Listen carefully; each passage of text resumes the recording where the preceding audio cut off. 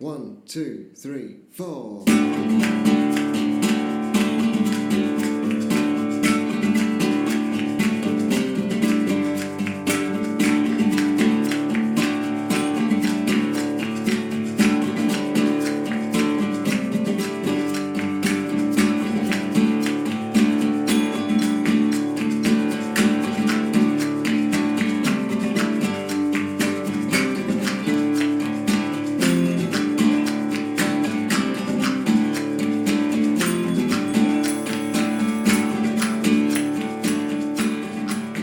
Everybody, welcome back to Scuba Confidential. We're back. We're back again. It's episode 21. No, 20. Episode 20. Is it episode 20? Yeah. Oh yeah. What was last episode? Was 19. No, 19. Yeah. Thanks for that, Paul Hardcastle. It's okay. So thank you for anyone who's downloaded it. Of course, it's me, Marcus, here with my two friends, Louise. Hello. And Ian. Hello. So this week we've got various things we're going to get to, actually. We've got a very, very nice interview with friend of the podcast and patron, Mr. Craig Morris. We'll get to that a little bit later. Before that, what have you been up to, Lou? So I've been helping the bear out in the pool at the local dive centre. Been teaching rescue skills in the pool, so for forthcoming rescue course. And I was the victim, so I had to pretend that I was a panic diver on the surface and unresponsive diver underwater, so it was all very good fun. So yeah, we're putting a few students for their paces. Excellent. I always love teaching a rescue diver course, and it's always good fun. And I know you've done a few of those in your time, Ian. Yeah, it's good fun. You're pretty good at being an unresponsive body at the bottom. You're Oscar winning for Here that. we go. Yes. Diver, can you hear me? No, I'm sleeping. Ground control to Ian. Especially when it's a nice sunny day. It's just like chilling out there on the surface. It's like, lovely. Sunbathing. Yeah. And then somebody come along, try to wake you up and drag you off into the shore. Inconsiderate. That is very unprofessional. Anyway. So yeah, it was really good fun, and I'm really looking forward to commencing some Divemaster duties over the next few months as well. So I've had a bit of a hiatus, should we say, over the past year or two, but yeah, I'm looking forward to getting back in the saddle. Yeah, that'll be good. That'll be good to see you doing more stuff, Lou. That'll be good to have. Sounds a bit painful here if you had a hiatus. You can get a cream for that, Ian. I would say, yeah. We'll leave that to the bear. Yeah, exactly. That's what they do behind closed doors, isn't it? Yeah, absolutely. For me, I was doing a Divemaster orientation with 3 new candidates this week, which is always interesting. And they sort of arrive looking, well, usually it falls into 2 categories. They either arrive expecting one thing and then looking disgruntled at the end of it, or in the case of this one, they arrived looking slightly nervous, like rabbits in the headlights, and by the end of it, it was smiles, and they sort of had a clearer understanding of what's involved and what's going to be coming up and that kind of thing. And I think all 3 of them will be good. Once we start developing and working on some skills, I think they've all got potential. So we'll see what happens with that. Yeah. Yeah. So have you got your usual news, Lou? Oh, we have indeed. Okay, here's Lou with the news. The Reef World Foundation, which is the international coordinator of greenfins, has announced that Antigua and Barbuda has become the first English-speaking country in the Western Hemisphere to implement the Greenfins Initiative. The country is the 10th government worldwide to adopt the Greenfins Initiative and the second one in the Caribbean. Now, if anyone's unaware of what these guys do, Greenfins is a UN environment initiative coordinated by the Reef World Foundation, and they aim to protect and conserve coral reefs around the world and implement environmentally friendly guidelines for dive leaders, dive masters, dive instructors around the world to essentially promote sustainable tourism in certain areas. In 2018, 285,000 overnight visitors visited Antigua and Barbuda, and as we know, they're popular tourist destinations. It's estimated that there are over 30 businesses which provide either snorkeling or diving activities in these particular countries.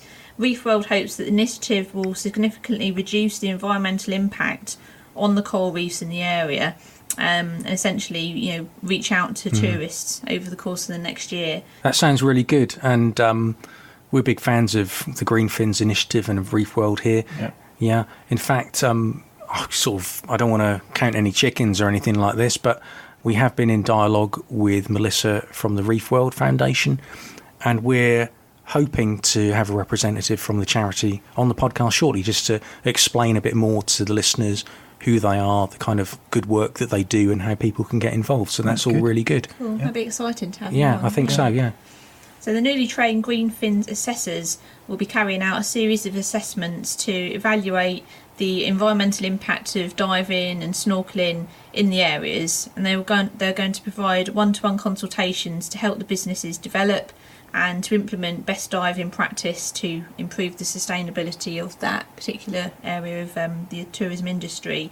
Greenfins essentially provides the only international recognised environmental standards for the diving and snorkelling industry, and it's got a really robust assessment system in place in order to measure compliance. So it's to ensure that not only are these dive centres and dive leaders carrying out their duties as they should, but also so it's sustainable and so it's fed down the line and to gauge customer feedback as well. I think That's it's good. really important. And it means that hopefully there'll be, like you said, some consistency across these centres and professionals then to get that stamp of approval, and it'll be good for customers as well. If they see the logo, if these people are affiliated, in that way they'll know they're a responsible dive centre they can go to and have a good experience with.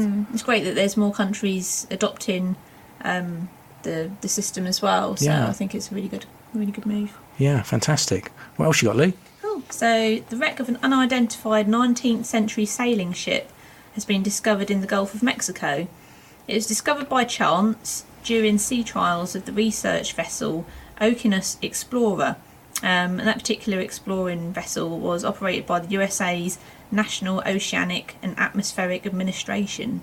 Say that with your mouth full. Well, The scientific team were testing new equipment on their ROV Deep Discoverer when it actually registered the unexpected wreck. So they were just kind of putting along doing their research and came across this wreck.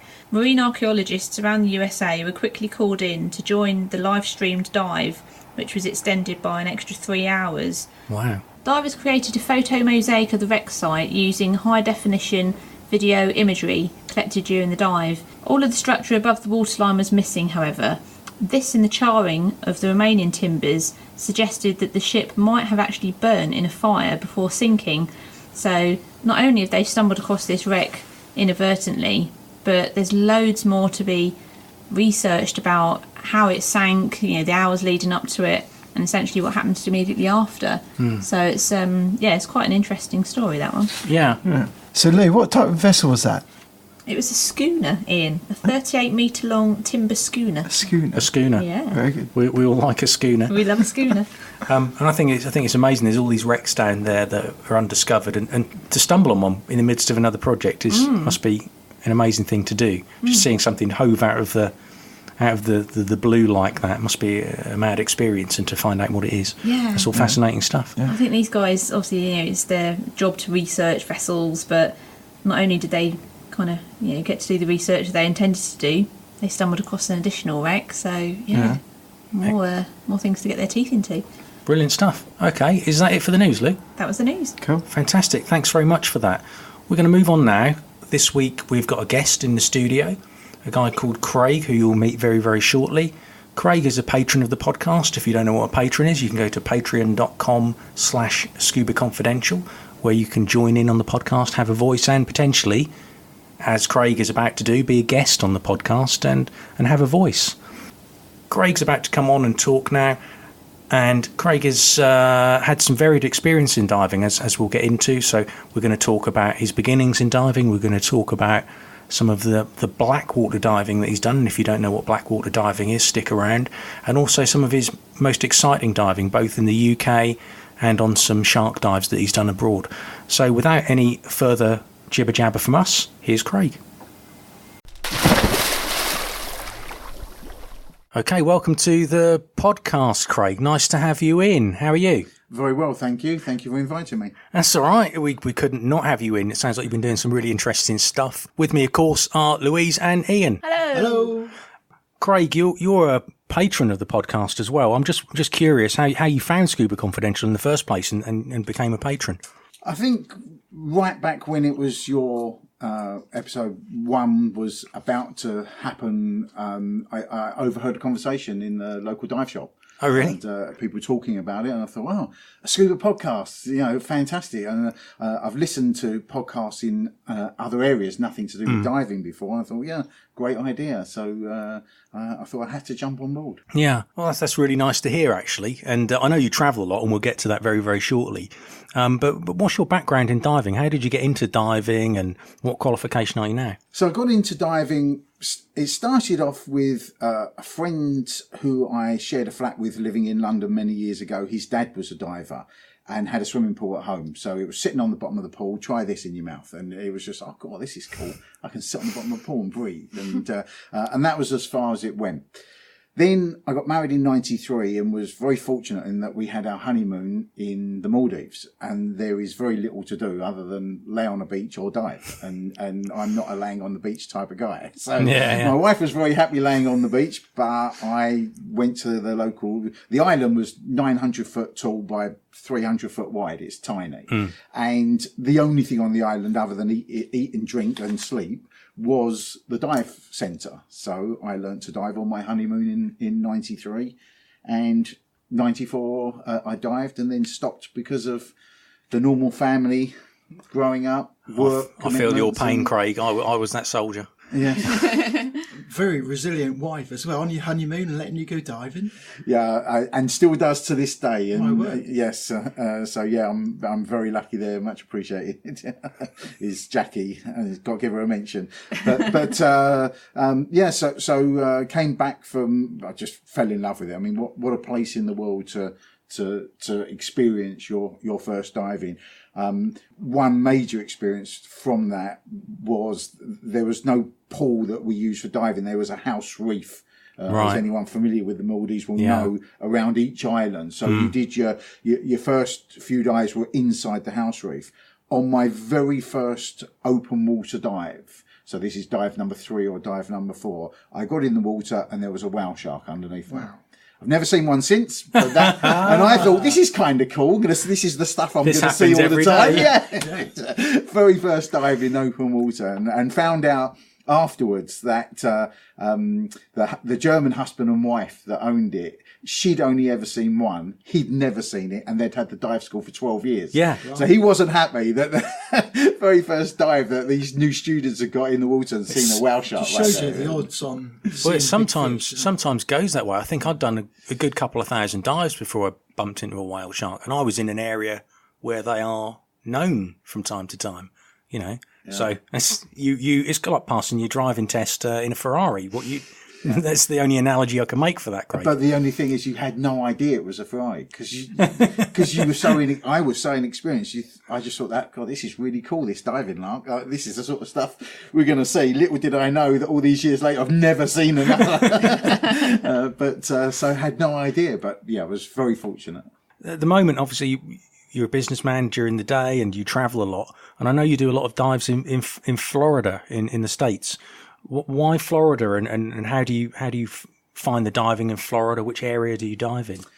So I'm fortunate that I spend quite a lot of time travelling backwards and forwards to America, and we tend to base myself in Florida when I'm there, and travel around America as well as lots of other destinations in the world. But the diving in Florida, in South Florida particularly, is so good and so varied that I always try and make sure that, whilst working as a consultant, I get a day off, and I always travel with my dive gear and my camera gear, and make sure I squeeze in a dive or two as much as I can. And it's the downside of being away from your family and having to travel is that you're apart. But if you're going to go to a destination and you're a diver and the company's paying for you to be there, you might as well make the most of it and get a dive in when you can. Absolutely. So at the moment you're training to a Divemaster, to be a Divemaster, and we'll come back to that, I'm sure, as we get towards the tail end of the interview. We'll look at where you are on your diving.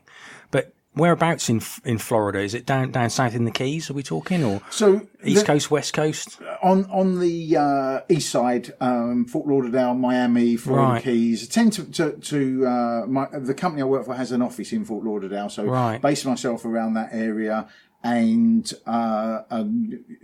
there for example, Miami Boat Show in February and Fort Lauderdale Boat Show in November, but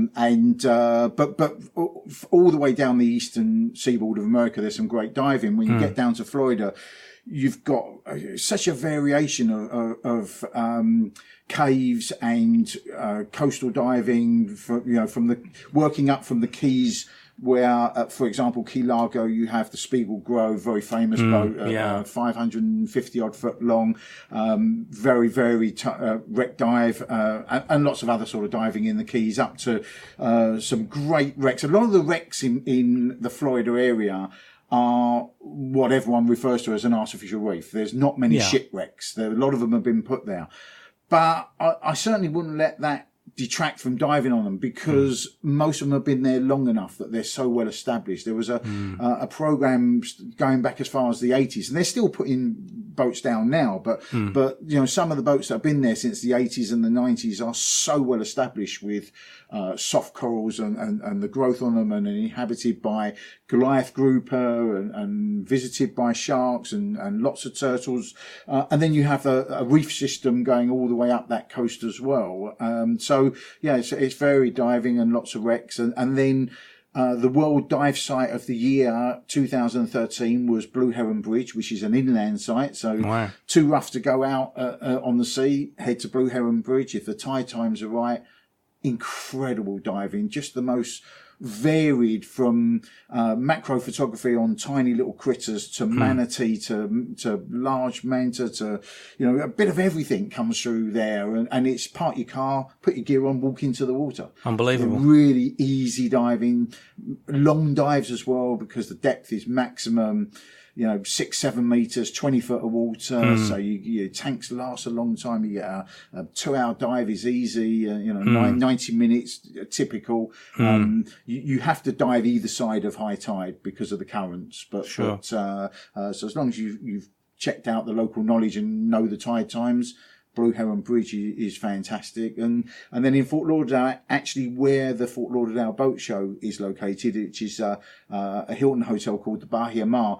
There's a great company there, Sea Experience, who do a 2-tank dive every morning of the week, and wreck first, reef second. And so for me with the camera, ideal, a bit of everything, and never know what you're going to see. That sounds fantastic. What was the name of that dive centre again? Sea Experience. Sea Experience. They're good guys there, yeah? Fantastic. Great crew, very safety conscious.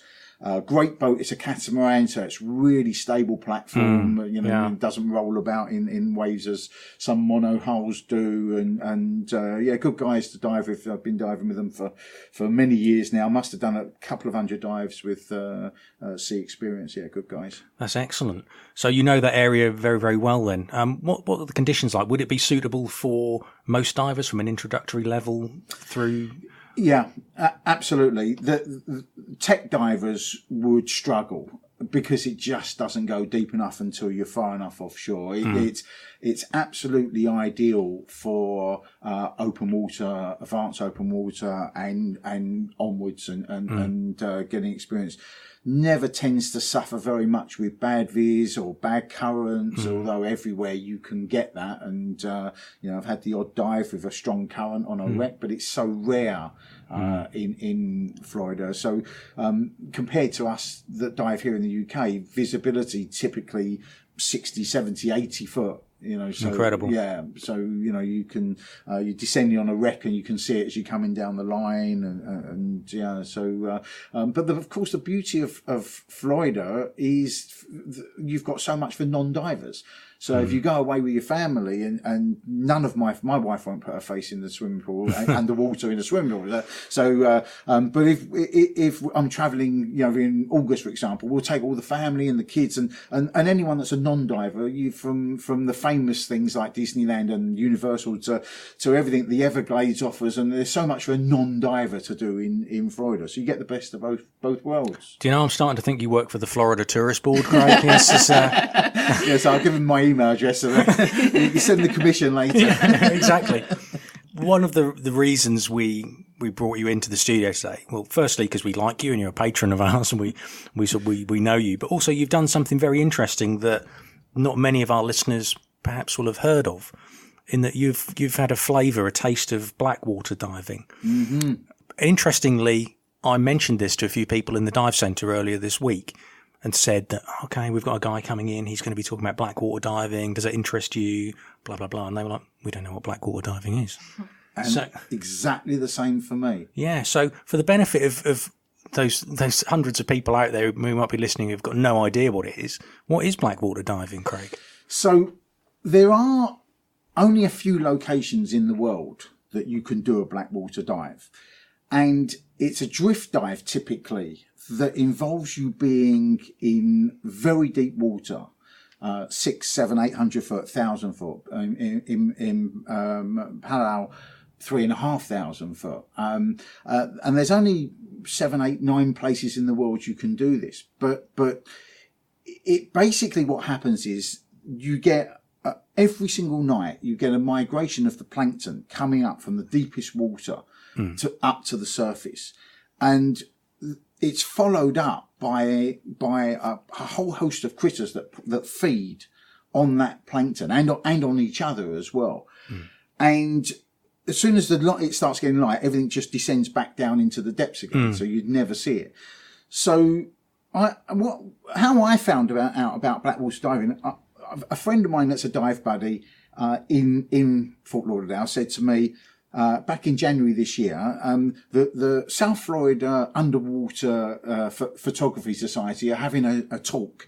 Would you like to come with? They allow guests. I said, yeah, what's the talk about? And they said, it's John Chatterton, who I know. I don't know if you know the name John Chatterton. The name sounds familiar. So John Chatterton, he's a wreck diver, a treasure hunter. He was the co-host on the History Channel's Deep Water Detective program. Mm-hmm. Very famous for diving the Titanic, 12,500 feet in a sub, obviously not a tech dive, in a submersible. He was also the very first guy to dive on the Lithuania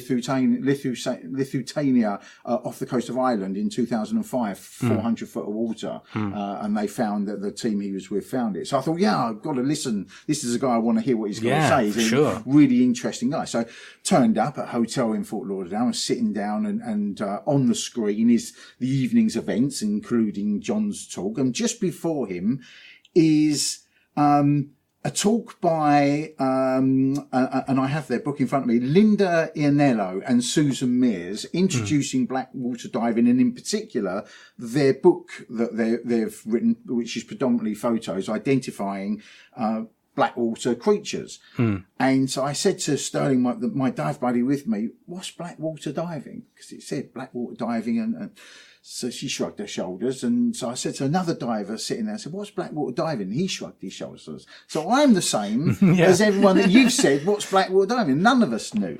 So they've come up and had their talk before John and introduced this Blackwater diving. These two girls have been doing this for 5 years and have produced this book that has hundreds and hundreds of these little critters that come up, and you know, it's just amazing what they've been photographing, and it's all macro photography. So the dive, you typically motor out into the very deep water. So in Florida, the nearest point that the Gulf Stream comes into the coast is just off of West Palm Beach, which is about an hour north of Fort Lauderdale, an hour and a half north of Miami.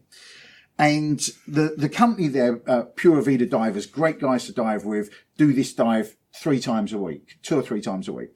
And they'll motor out for about 4 miles into where they're now into the Gulf Stream, which is 400 to 600 foot of water. This is a night dive, obviously. And they have a rig. So it's a 12-meter line with a float on the surface with a light underneath it. And at the bottom of the 12-meter line, 40 foot, is a weight to keep it tight with a light pointing up. And then at 10-foot sections, they have the glow sticks that we all put on our tanks. Sure. So marking 10 foot, 20 foot, 30 foot, and then the main light at the bottom at 40 foot.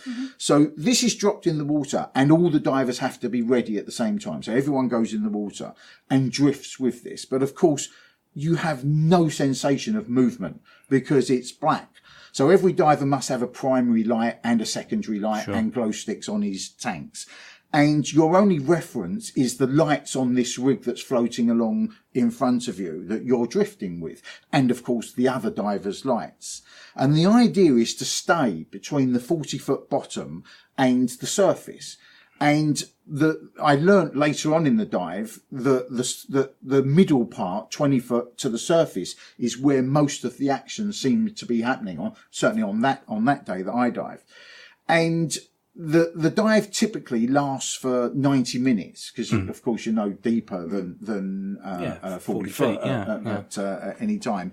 And although some divers, and I did as well, dropped below that and was looking up, for reference, because you tend to be photographing something that starts descending away. And you're descending because you're not equalising, so you feel it in your ears. Sure. So you turn around and think, I'm a little bit lower than 40 foot, a couple of kicks, and up you come back to stay within that 40 foot to surface where you should be. But from anyone that's into their photography, the macro opportunity it presents is just incredible. I think, Lou, you've got a few questions, haven't you? Yeah, so it sounds really amazing stuff, what you described so far. You're quite clearly inspired by these guys who came and gave their presentation. In your eyes, what qualities would you say make a good Blackwater diver? And do you believe that there are any particular aspects that should be considered prior to trying it, such as knowledge, experience, attitude? It's a really good question. Interestingly, the diving is not difficult. You do need to be minimum advanced open water or night qualified. And certainly this is not the sort of thing to be going out with some mates and trying on their boat. This is, go to people like Pura Vida that do this day in, day out, that give you a really good briefing so everybody knows, exactly what they should do and shouldn't do. It can be a little bit disorientating at first, but not as much as you think, because although you're in pitch black water, you are surrounded by 8, 10, 12 other divers. Right. And so you've only got to, glance in one direction, there's nothing. Glance in the other direction, there'll be 3 divers with their lights on. So you can, if you ever get that vertigo feeling or that feeling of, I can't cope with not being able to see anything, as soon as you turn around, you can see the rig with the lights on it and you can see other divers. And so you can orientate yourself very easily. Reference points all the time, although you'd think in pitch black you'd have none. And of course you've got your own flashlights as well. You're never much below the surface, and you can see the surface and the lights on the boat that's following. So, and one thing I missed out, the boat is following behind. You've jumped off the boat. For the whole dive, the boat is able to see from the flybridge looking down the lights on the backs of your tanks. Right. And the only divers they can't see are those ones that have gone below 40 foot until they come back up. And so hence you should be staying within that, the parameters of the rig that's the 12-meter line. But the drift, on the dive I did in February, we did 4.25 miles, but they've done 8 miles. It's been known, but you have no sensation that you've even moved from the shore. But when you look up, you can see the moon. If it's out, you can see the lights from the boat. And so looking up, you can orientate yourself very easily because the shimmering on the dappled light on the surface is very easy to see because you're not like at 70 foot or 80 foot where the surface is too far away. So for the vast majority of the dive, you're just hovering mid-water with your camera within, a given radius of the drop line that you've got as a reference and just letting it carry you along. It must be quite a bizarre experience, quite surreal as you're doing it, very dreamlike, I would think. Yeah, I purposely spent the first 5 or 10 minutes of the dive not being tempted to try and photograph some of the incredible stuff around me because I thought I need to orientate myself. First time out on this type of dive. Yeah, very sensible. So I spent the first 10 minutes just with my camera. My camera's attached to me on a lanyard, so I just let it go. And just checking my computer and my buoyancy and just looking at what other people were doing and what depths were and just sort of really orientating myself. And I think that for anyone that does this for the first time, you're going to get 90 minutes, at least. Although if you run low on air or you want to stop, you just surface and the boat will pick you up and the boat will then carry on with everybody else and catch up to the buoy on the surface. So you're not committed because you've got in the water in completing the whole drift dive. But a few minutes orientating yourself is a good idea. And the actual diving and the buoyancy actually is not difficult, because as you start descending, because you're concentrating too much on photographing something, your ears will tell you you're descending. And so as soon as you have to equalize, look at your computer and I've dropped a little bit and come back up a bit. But, I guess it's like any kind of area of diving where you start exploring a bit more. You still need to keep the basics nails, don't you? In every environment, yeah. It doesn't matter what you're doing, whether it's photography or whatever type of diving you're into. Never forget the rules of diving, and where's your buddy, and are they okay, and where are you in relation to everyone else, and don't be distracted by the distractions. It sounds silly, but keep level head. Yeah, it's easy, exactly. Easy as well. Get easy to get distracted. Yeah. And I think on a dive like this, because it's so unusual, and it's something, until you've done it, no one's done anything like this, that you tend to be more focused. You'd have to be a very blasé personality to just jump in and think, I've got this now. Because it's an unusual type of diving, and most people you talk to have never even heard of Blackwater diving, unless they're fortunate enough to live or travel to one of these areas where you can do it. And I've now added to my bucket list here in the UK, just off of the coast of Oban in Scotland, you can Blackwater dive, which I had no idea. Cool. Yeah, Hawaii, the Azores, which is about 1,000 foot. Off of Oban is about 800 foot of water, and get the same plankton blooms coming up. But anyone that's interested in having a go, a quick Google search will, and there are other search engines, but a search on the internet will find you sites where you can can have a go at. So, Craig, what do you think was your most memorable moment of the dive? I think for me, I went, first of all, I'm really into my photography, and I went into the dive praying to get one keeper. And when I got on board, I said that to a chap who'd been doing it for a year, and he said it took me 6 months to get a keeper. And I'm thinking, maybe I've set my expectations a little bit high. And but actually, I got half a dozen photos that are okay, that are all right, and I did put them on social media. But I think for me that the actual highlight was watching the Ctenophora. Which are a Ctenophora is an animal that is made up of different components. So, for example, you've got part of that animal that is the part that will eat, but it can't defend itself and it can't swim. And you've got another part that can only be the propulsion part and will swim, but it can't eat and it can't defend itself. Right. And then you've got the stinging part that can defend itself, but it can't eat or swim. And so the incredible how, as divers will know, what goes on underwater compared to above land is just mind blowing. And just to put the camera down and watch these animals that are together, where there are different elements of them that have different jobs, but come together to make a whole, to be able to survive. It's just fascinating. Nature finds a way, doesn't it? Yeah, and the Ctenophora are just something you never see unless you're in this environment, because they're deep and so it's something else that you can use a search engine for. Ctenophora. And it's a new word for Ian. It certainly is. Add that to your list, Ian, along with microcosm. So, keeping on the theme of your recording and things, so what camera and system do you use? Do you like GoPro, stuff like that? No, I used to shoot video, but I find video editing tedious. Right. And if I shot a typical GoPro style camera will shoot 40 minutes roughly on its battery. For me, that's a day of editing. Those that are good at it will do that in an hour. But for me, I can't give a day up to edit to get that down to 2 or 3 minutes. I feel your pain. Yeah. I've always been into my photography, going back for years, mainly motorsport and aviation, big lenses and completely different to what we do underwater, but always been into my photography. And when I started diving, it was one of the first things I wanted to do. And I shot for a couple of years with just a compact Nikon with no housing even, and just an internal light, and just felt so limited with that in above ground, being able to shoot everything in manual and control everything myself, and going underwater and controlling nothing and other than underwater setting in the camera. But got some great little videos and got some good photos I was quite pleased with, but that was all I could do.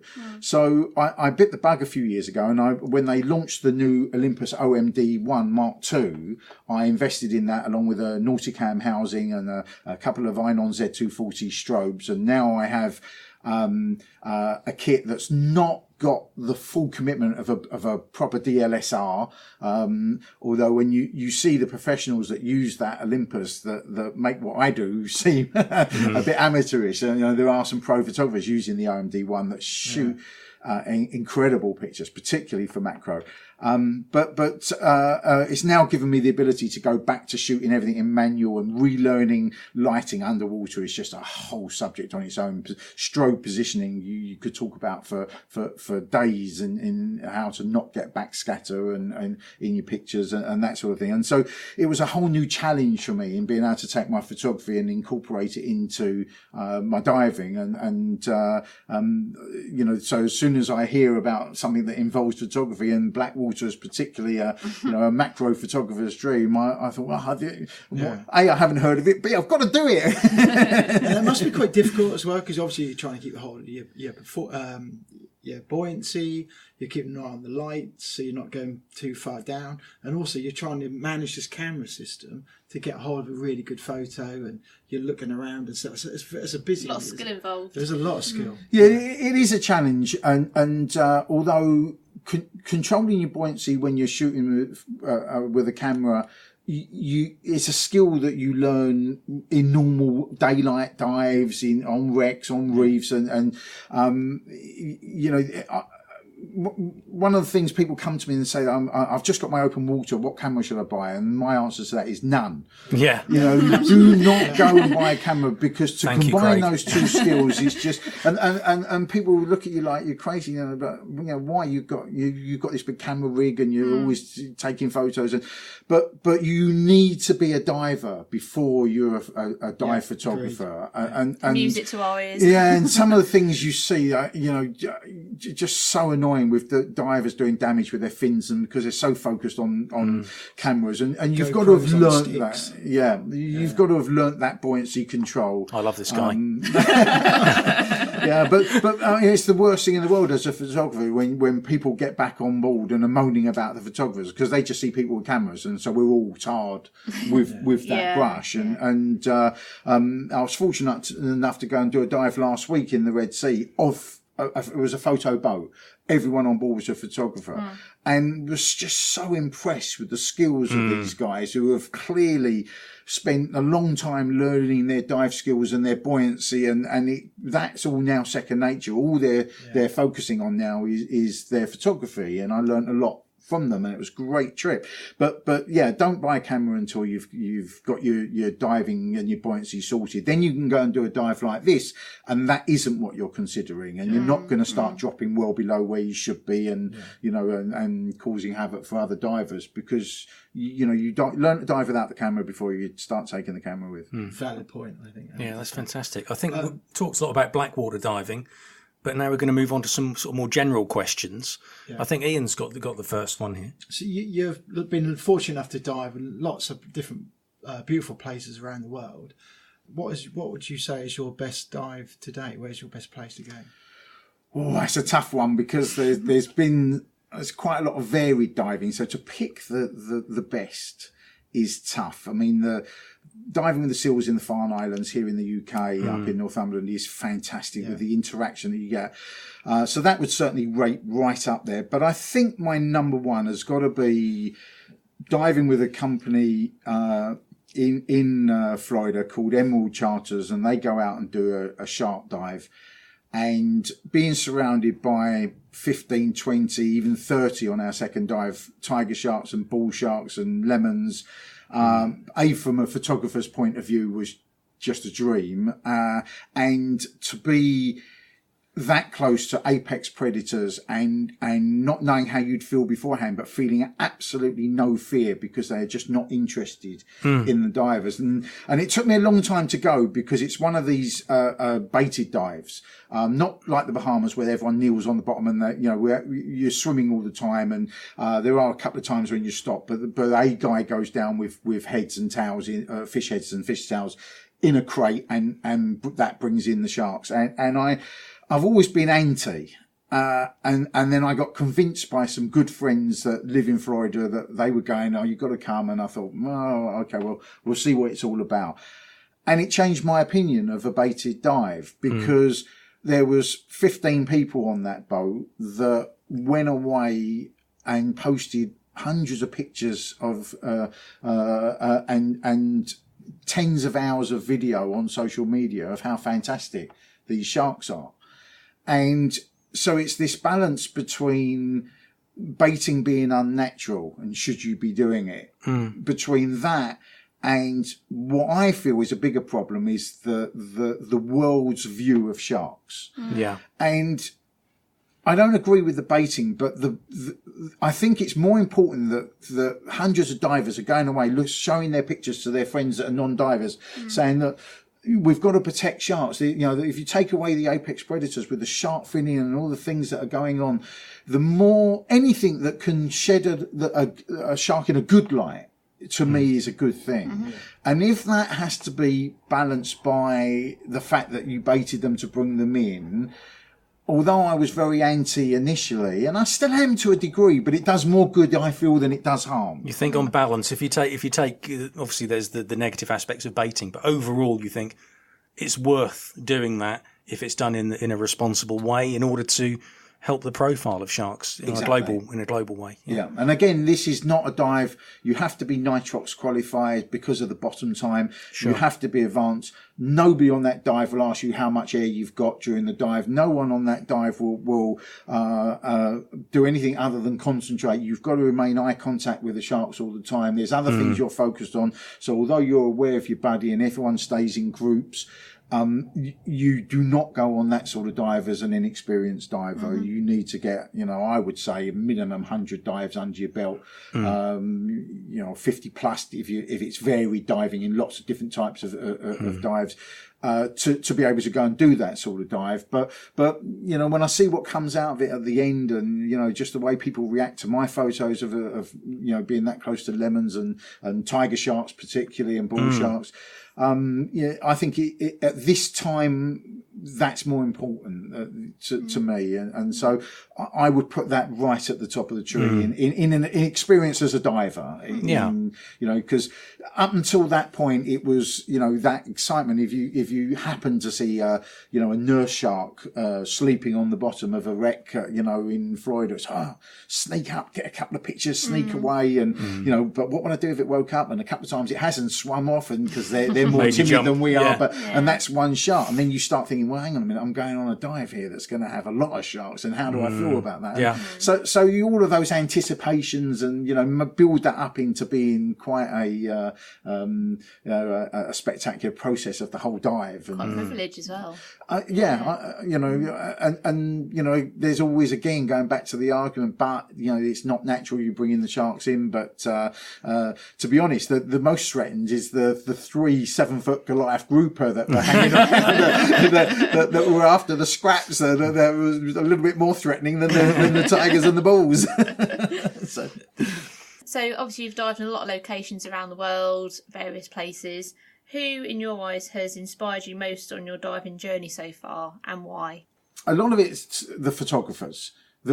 seeing those photos, even before I was a diver, the underwater photos, going back to a kid of seeing what, Jacques Cousteau did when we were kids growing up. Yeah. And being able to do something that shows that world that we're lucky enough to see as divers to other people. So the Alex Mustards of this world, incredible photographers. The man's a genius, and when it comes to photography, and Martin Guess and people like that have books out on photography, and as a photographer, you're inspired to one day be able to take that shot that good, or anywhere near as good as that shot in that location, and so that's always a big inspiration. So you're inspired by their art and their... Yeah. And what would you like to achieve with your diving over the next year or two? So where do you see yourself in a couple of years' time? Well, I'm going through, as you mentioned earlier, Divemaster at the moment, and fitting that in between work commitments and travel and a whole load of corporate stuff going on at the moment that keeps us busy. But so you've just started your Divemaster trainee. Yeah.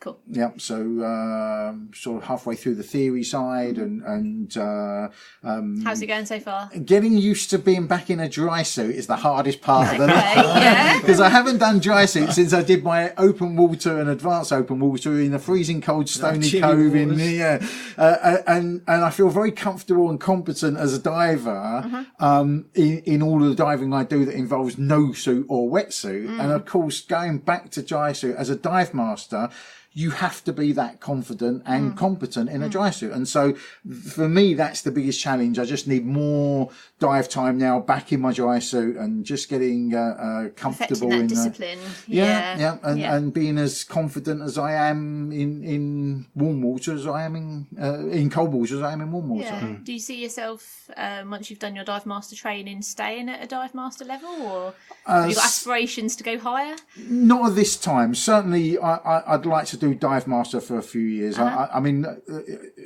something you talked about on a previous podcast that was really interesting in talking to people that have been dive masters for 4 or 5 years before they felt that they were really competent and confident enough to move on to the instructor level, and that sort of resonated in that if you're going to be a dive master, you need to learn that skill. Once you become a dive master, you've got a long way to go. You've still got to then learn, dealing with people, solving problems that, and so certainly no expectation of moving on to become an instructor. Maybe 3 to 5 years time when I set up my company and I have more time on my hands, and then maybe might change my view. That's where all the work happens anyway. Exactly. Here we go again. Instructors, us dive masters make it easy. Do for it all, No, that's great. That's fantastic. It's nice to know you're doing well with your dive master training. Hopefully our paths will cross during that at some point. Yes, as well, Craig. That's pretty much it for the questions, I think. It's been fascinating having you in. You've been a great guest for us, so we appreciate you giving up your time to come in. You've brought in a book that we'll flag up on social media, which looks like a very interesting book about Blackwater diving. And if you're happy for us to do so, we'll also share some of your images on social media. But again, thanks from me, thanks from Lou and Ian for coming in. That's my pleasure. Thank you very much. Excellent. So welcome back. We hope you enjoyed that interview. Craig was a fantastic guest. As we said at the end of the interview, we're going to try and put up some images on our social media feeds and some details of some of the dive centres that he mentioned. So you've got some reference points for that, guys who are listening. If you happen to be in the Florida area, you can go and check them out. That's pretty much it for this week. What did you think of the interviews, Guy? Oh, that's brilliant. It's absolutely fascinating to hear about the Blackwater diving, and I wouldn't mind trying that myself one day. Yeah. I'm really interested in going to Florida now. Sounds a great place. Excellent. So if those dive centres are listening and they'd like us to go out there, we're all Sounds like some really great diving out in Florida. Yeah. So Hashtag just saying. And it's warm. It's warm as well. I like warm. Warm's good. You don't need a dry suit, will you, Ian? No. Brilliant. Or a zip on it. Boom, boom. Yeah, fantastic stuff. So thanks for all that, guys. Thanks for downloading. Thanks for listening. Rate and review, as Ian said earlier. Yep. And we'll see you on the next episode of Scuba Confidential. Bye-bye. Bye.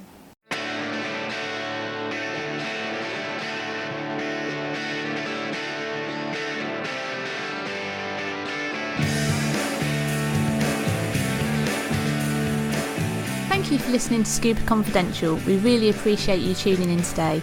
We'd like to clarify that we're in no way affiliated with any agency or organisation. All opinions expressed during this podcast are our own.